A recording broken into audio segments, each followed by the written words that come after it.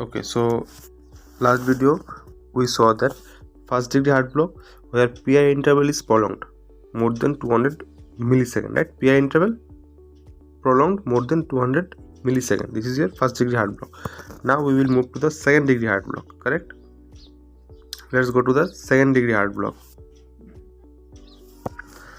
Now there are two types of second degree heart block: Mobitz type 1, Mobitz type 2. Okay, yes,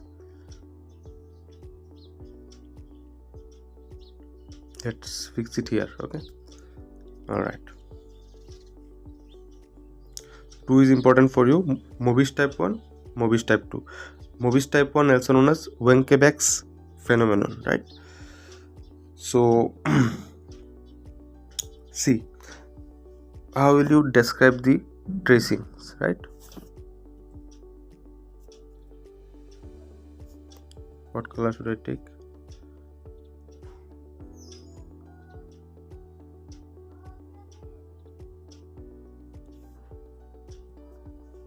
All right. How will you describe this tracing, or how will you identify this tracing as second degree heart block, right?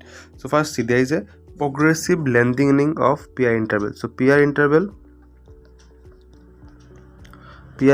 is progressively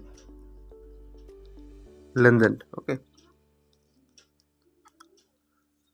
so there is a progressive lengthening of PR interval until a beat is dropped. Okay, so you can find the P wave is not followed by QRS complex. Okay, usually it is asymptomatic and there may be a variable RR interval with a pattern, right? That we can say as regularly irregular. Okay, so if we talk about the treatment part, we can give pacemaker atropine only if symptomatic, right? If the patient is symptomatic, we can give atropine or pacemaker, right? Anyhow, coming back to our tracing part, so PR interval is progressively lengthened, right? See, if we talk about this PR and then see this PR, so PR interval is progressively lengthened, okay, until there is a dropped beat where a P wave is not followed by QRS. This is your dropped beat, and again after that, see, PR interval is narrowed. So after after a dropped beat, the PR interval may become narrowed, but eventually the PR interval will be lengthened. Okay, so are you understanding? After a dropped beat, that is when a P wave is not followed by QRS, it is a dropped beat. The cross I mentioned here is a dropped beat. So after this dropped beat, PR interval may become narrow, but subsequently PR interval will be progressively lengthening. With each PR interval, you can find the PR interval progressively lengthens, right?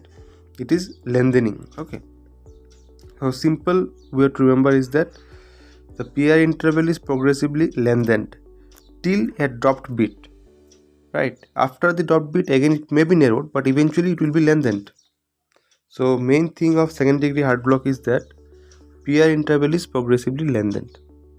Particularly we are discussing about Mobitz type 1.